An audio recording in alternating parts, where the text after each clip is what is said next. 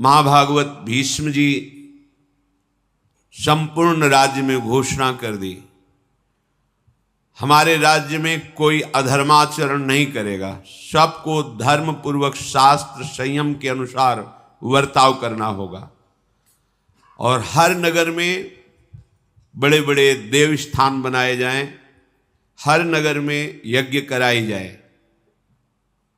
उनकी आज्ञा का पालन होता। धीरे धीरे तीनों कुमार बड़े हुए, उनका यज्ञोपवीत संस्कार हुआ। कुरुकुल के प्रधान पुरुष, अन्य नगरवासी, सब तरफ एक ही बात सुनाई देती थी, दीयताम भुज्यताम चेति वाचो श्रूयंत सर्वशाह। दो, दूसरों को खूब पवाओ, दूसरों को सुख पहुंचाओ। यही संपूर्ण नगर में दूसरों को दो, दूसरों को सुख पहुंचाओ, दूसरों को भोजन पवाओ, दूसरों की विपत्ति में सहयोग करो। ये भागवत धर्म है। स्वसुख वांछा ये राक्षसी भाव है। धृतराष्ट्र जी, पांडु और परम बुद्धिमान धर्मस्वरूप विदुर जी, इनके प्रकट होने पर भीष्म जी को बहुत प्रसन्नता थी। इनको अपने पुत्र की भांति पालन किया। जो कुल परंपरा के संस्कार हैं वो कराए, फिर नियम से इनको ब्रह्मचर्य व्रत दिया गया। ये प्रणाली है। जीवन को स्वस्थ, विवेकपूर्ण और प्रसन्नता पूर्वक काटने के लिए ये जीवन प्रसन्नता पूर्वक कटे, इसके लिए ब्रह्मचर्य अत्यंत आवश्यक विषय है। ब्रह्मचर्य व्रत का भीष्म जी ने उन्हें पालन करवाया। एक होता है आजीवन नैष्ठिक ब्रह्मचर्य, एक होता है समय के द्वारा ब्रह्मचर्य। जब तक पाणी ग्रहण संस्कार नहीं होता तब तक ब्रह्मचर्य। फिर उन्हें वेदों का स्वाध्याय कराया। स्वाध्याय में तत्परता पूर्वक, लगन पूर्वक भीष्म जी ने आदेश करके इन तीनों कुमारों को लगाया। फिर इनको शिक्षा दी, आसन, प्राणायाम, व्यायाम। तो भीष्म जी ने उन्हें व्यायाम, प्राणायाम, आसनों का ज्ञान। जैसे आप कुछ मिनट सीधे आसन, हर नस नाड़ी में ऊर्जा शक्ति प्रवेश करती है। जब हम प्राणायाम, व्यायाम ये नहीं करते, आसन आदि, तो बहुत से अंग ऐसे हैं जिनको क्रियाशील होने में बड़ी कठिनता पड़ती है। प्राणवायु का शोधन, व्यायाम, इससे रक्त पवित्र होता है, हर अंग क्रियाशील हो जाता है। छोटी छोटी अवस्थाएं हैं, शुगर है, ब्लड प्रेशर है, ये सब आप अपनी दिनचर्या में ही नहीं तो कैसे? तेज कांति प्रकट होती है शरीर से जब प्राणायाम, व्यायाम, शुद्धन, धर्म पूर्वक चलना, बड़ा आनंदमय जीवन होता है। जब ये तीनों कुमार युवावस्था को प्राप्त हुए, धनुर्वेद, अश्वसवारी, गदायुद्ध, ढाल तलवार की, गज शिक्षा, नीति शास्त्र, ये सब शिक्षा दी गई। क्योंकि चक्रवर्ती सम्राट के पुत्र हैं, पदाधिकारी हैं, तो इन सब में प्रवीण होना अनिवार्य है। भीष्म जी ने अपने बड़ों के प्रति कैसा शिष्टाचार करना चाहिए, इसकी शिक्षा कराई। वेद वेदांगों के तत्वज्ञ महापुरुषों से बैठाल कर वेदांत शिक्षा कराई। गृहस्थी धर्म में ऐसे प्रवेश नहीं होता था। पूर्ण ज्ञान, पूर्ण एक तरह से महात्मा बनकर गृहस्थी में जाना, क्योंकि माया से युद्ध करना है। धनुर्विद्या में पांडु जी महाराज सबसे बढ़ चढ़ करके पराक्रमी वीर हुए। धृतराष्ट्र में शारीरिक बल अमोघ, क्योंकि नेत्र नहीं थे। और विदुर जी समस्त नीतियों के ज्ञाता, पूर्ण धर्म का ज्ञान रखने वाले, धर्म की सबसे ऊंची अवस्था को प्राप्त। अयम तु परमो धर्मो यदि योगे नात्म दर्शनम। धर्म की ऊंची अवस्था का नाम है आत्मज्ञान, अर्थात विदुर जी आत्मज्ञान संपन्न महापुरुष हुए। समस्त राष्ट्र के लोग ऐसे राजकुमारों को देखकर सुखी हुए।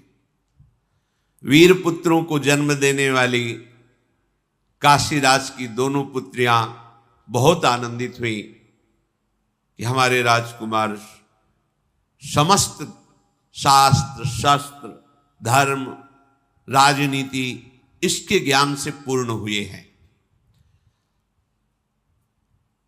हस्तिनापुर के सिंहासन पर विराजमान करने के लिए जब बड़े बड़े धर्मज्ञों और भीष्म जी के साथ विचार हुआ तो धृतराष्ट्र जी को आंखों से अंधे होने के कारण उन्हें राज्य नहीं दिया गया और महाराज पांडु को उस सम्राट पद पर अभिषिक्त करने का निर्णय लिया गया। गंगानंदन भीष्म जी बड़े ही तत्वज्ञानी महात्मा, महाभागवत और हर धर्म के ज्ञाता थे। विदुर जी को बुलाया और कहा, बेटा ये हमारा कुल सद्गुणों से संपन्न है और संपन्न बना रहे, इसलिए इसकी रक्षा करना धर्म से ही युक्त होकर के, और तुम्हें धर्म का पूरा ज्ञान है। भूतल पर तुम्हारे जैसा धर्म का ज्ञानी कोई नहीं है, क्योंकि साक्षात धर्मराज है। कैसी भी परिस्थिति हो तुम सदैव धर्म का ही उपदेश करना। भगवान श्री कृष्ण द्वैपायन व्यासदेव जी की हमारे कुल के ऊपर बड़ी कृपा है। अब हमारा ये कुल आगे बढ़े, अब तुम ऐसा उपाय करो। हमें गुप्तचरों द्वारा पता चला है कि यदुवंशी सूरसेन जी की कन्या, जिनका प्रथा नाम है, राजा कुंती भोज ने गोद में उन्हें ले आए हैं और वो हमारे कुल के अनुरूप हैं। और हमें गुप्तचरों ने बताया कि गांधार राज सुबल, मद्र नरेश, इनकी भी कन्याएं हमारे कुल के अनुरूप हैं। हमने पता लगाया है ये सब धर्माचरण करने वाली और बड़ी ही सुंदर उत्तम स्वभाव वाली हैं, तो हमारे यहां इनका विवाह संबंध हो, ऐसा तुम विचार करो। भीष्म जी ने विदुर जी से कहा। विदुर जी बोले, भगवान आप हमारे पिता हैं, आप हमारी माता हैं, आप ही हमारे परम गुरु हैं। आप जैसा कह रहे हैं अक्षरशः सत्य है, वही विधान किया जाए जिससे तीनों राजकुमारियां हमारे यहां पधारे। भीष्म जी ने उत्तम ब्राह्मणों को सबसे पहले गांधार राज सुबल की पुत्री शुभलक्षणा गांधारी जी के यहां भेजा। पता लगा कि वो देवाधिदेव महादेव जी की उपासना में तन्मय हैं। गांधारी जी कैसा जीवन, पवित्र जीवन होता। वरदायक भगवान शंकर की आराधना करके 100 बलवान पुत्रों के प्राप्त होने का वो वरदान प्राप्त कर चुकी हैं। ठीक पूरा पता लगाकर भीष्म जी ने गांधार राज जी के पास अपना दूत भेजा और कहा पूरा परिचय ठीक से देना जाके कि धृतराष्ट्र आंखों से रहित है, कहीं छुपाव मत करना। धृतराष्ट्र के लिए हमारे ये गांधारी ठीक रहेंगे, जाकर उनको प्रार्थना करो, निवेदन करो।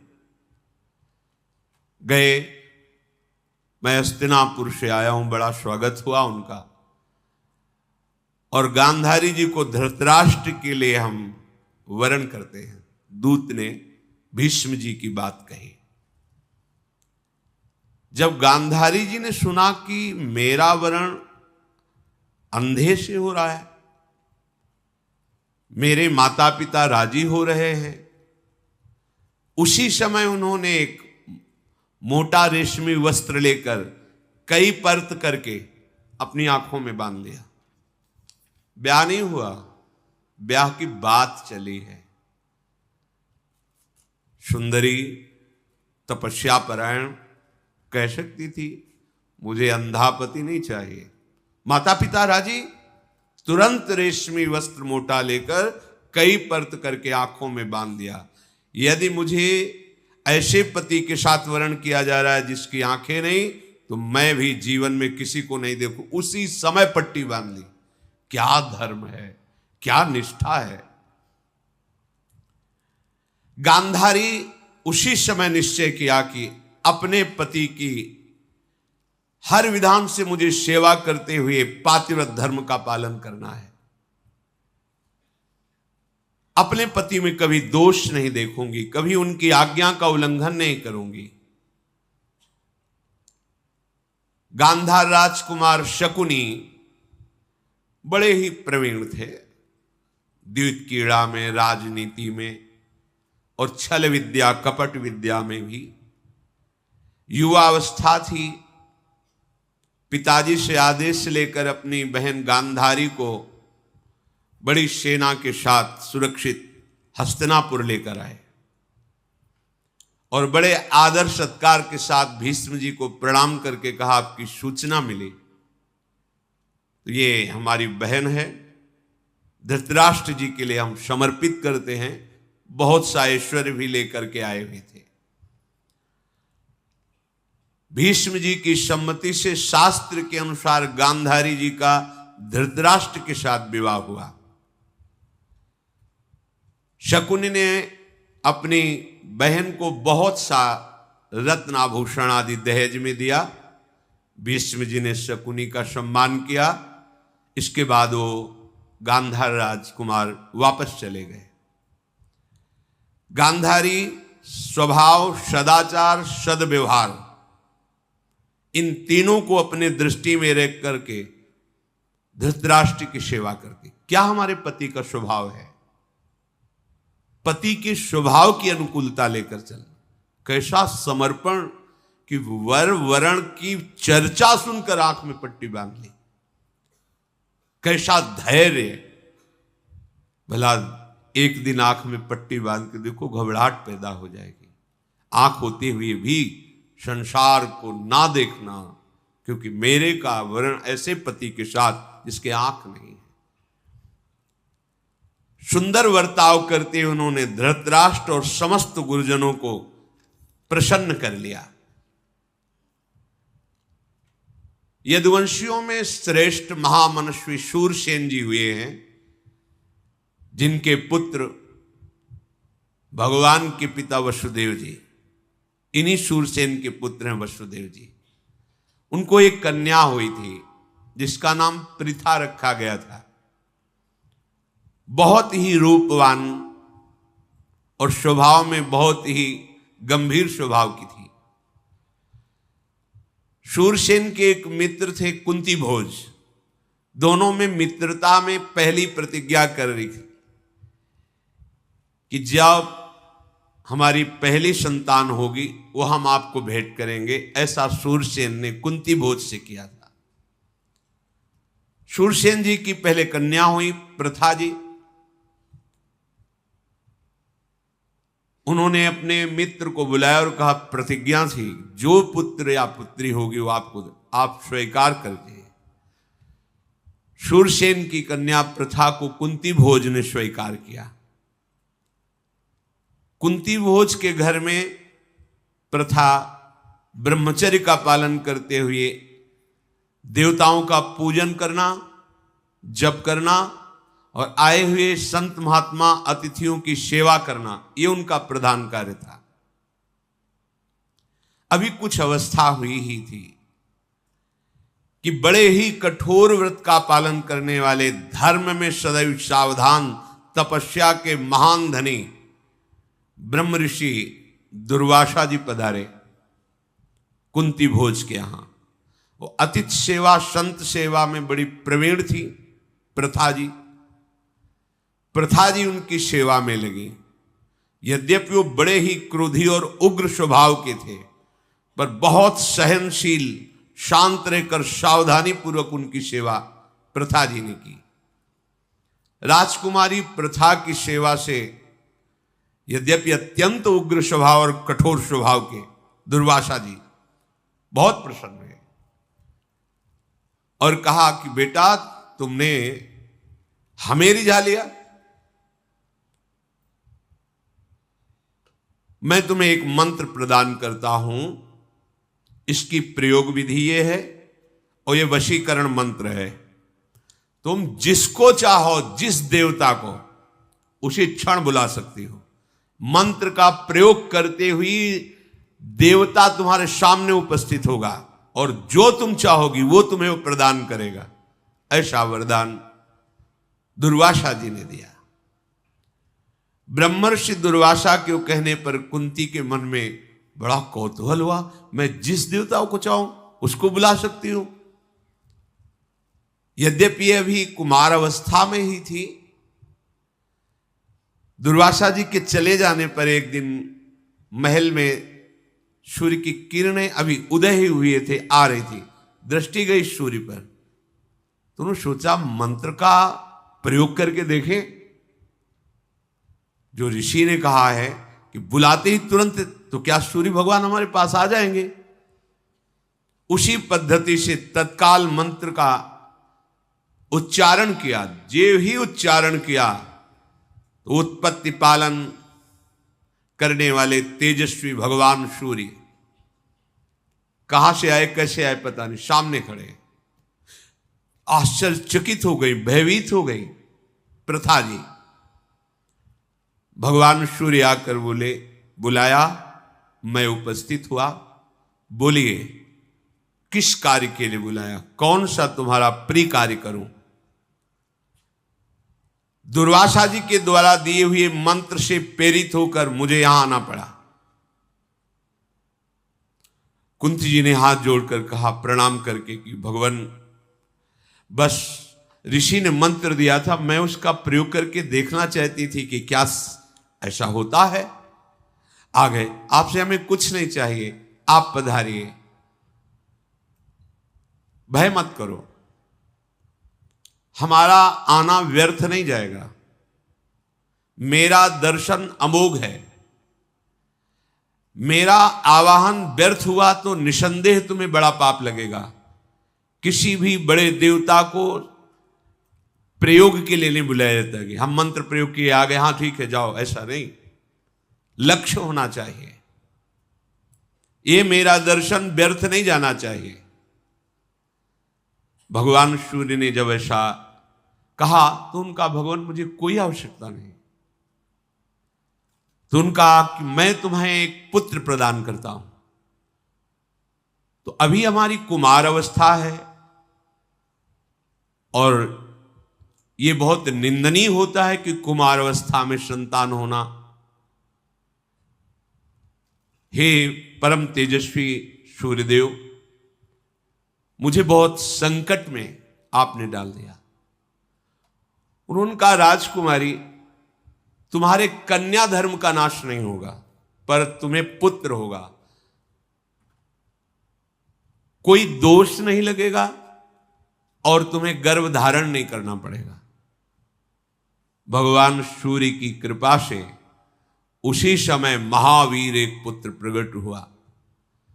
वो जन्म से ही दिव्य कवच और कुंडल धारण किए हुए, भगवान सूर्य के समान, जैसे सूर्य का प्रतिबिंब, ऐसे तेजस्वी बालक।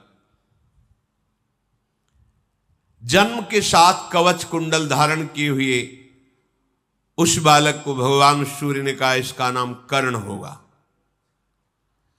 और सब लोकों में महान दानी और बड़ा वीर ये पुत्र होगा। परम तेजस्वी भगवान सूर्य ऐसा कहकर अंतर्धान हो गए। इतना सुंदर पुत्र देख करके आसक्त हो गई। अब प्रथा जी ने, जिनका नाम कुंती हुई, कुंती जी ने हृदय में बड़ा दुख किया कि किसी से कह नहीं सकती कि मेरा पुत्र है, अब क्या करूं। बहुत विचार करके यही निर्णय निकला कि इस पुत्र को अपने पास तो हम रख ही नहीं सकती, गुप्त रूप से अपने को छिपाती हुई उस महाबली पुत्र कर्ण को जल में प्रवाहित कर दिया। ऐसे काष्ठ की उसमें जिसमें डूबे ना और कोई उठा ले, ऐसी भावना करके जल में छोड़े हुए उस नवजात शिशु को एक सूत पुत्र अधिरथ थे जो उपासना कर रहे थे, उनके पुत्र नहीं हो रहा था, तो नदी में खड़े हुए मंत्र जाप कर रहे थे, तो बालक के रोने की आवाज आई। देखा, समीप गए, इतना तेजस्वी बालक। उन्होंने विचार किया भगवान ने साक्षात हमें बालक दिया है। पत्नी सहित उस अपने बालक को लेकर के यही घोषित किया मेरा पुत्र है, और उस बालक का नाम कवच कुंडल आदि के साथ होने के कारण वसुसेन रखा। वसुसेन। धीरे धीरे बालक बड़ा हुआ, अस्त्र विद्या में बहुत प्रवीणता, उपासना में बहुत ही धैर्य। सूर्य उदय जिधर होता है उस तरफ मुख करके खड़े हो जाते हो, जब सूर्य पीठ पे लगते तब तक जल में खड़े हुए हाथ उठाए केवल मंत्र जपते रहते। बाल्यावस्था में कर्ण जी यह आराधना थी इनकी। सूर्य उदय होने के पहले ही हाथ उठाकर जल में यहां तक खड़े हो जाते, और जब सूर्य उदय होकर के पीठ में लगते तब वो मंत्र उपासना को विश्राम देते, सूर्य उपस्थान प्रणाम करके। ऐसे मंत्र में जप में लगे हुए बुद्धिमान वीर कर्ण का ये नियम था कि जिस समय मैं आराधना में, उस समय कोई प्राण भी मांगे तो मैं दे दूंगा, ना नहीं निकल सकता। जब भगवान सूर्य ने देखा कि इसका नियम पक्का है और कोई भी मांगेगा तो ये सब कुछ दे सकता है, तो स्वप्न में आके कहा कि बेटा तुम मेरी आराधना कर रहे हो और मैं भी तुम्हारा पिता हूं, इसलिए तुम्हें संकेत कर रहा हूं कि एक समय ऐसा होगा, देवराज इंद्र ब्राह्मण के रूप में इसी उपासना के बीच में आएंगे और तुमसे कवच कुंडल मांगेंगे, तुम उन्हें मत देना। कवच कुंडलों का वो अपहरण कपट पूर्वक करना चाहते हैं, क्योंकि जब तक कवच और कुंडल विराजमान रहेगा कोई तुम्हारे शरीर का छेदन भेदन नहीं कर सकता। मैं तुम्हें ये संकेत दे रहा हूं कि कोई भी ब्राह्मण आकर यदि कवच कुंडल मांगे तो मत देना, क्योंकि ब्राह्मण नहीं, वो देवराज इंद्र होंगे, मुझे पता है।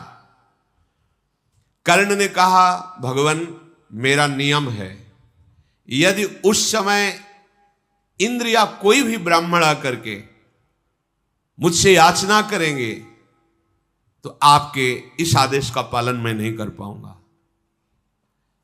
मैं उसके हित के लिए प्राण भी दे दूंगा। एक कवच कुंडल क्या है? और कहीं देवताओं के अधिदेवता इंद्रदेव ब्राह्मण रूप में आवे, और ये जान लेने पर भी कि वो मुझसे मांग रहे हैं देवराज इंद्र, मैं नहीं रुक सकता, मैं तो दूंगा ही। स्वप्न में ऐसा कहकर भगवान सूर्यदेव अंतर्धान हो गए। कर्ण ने विचार किया ये स्वप्न नहीं था, ये तो साक्षात जैसा ही था।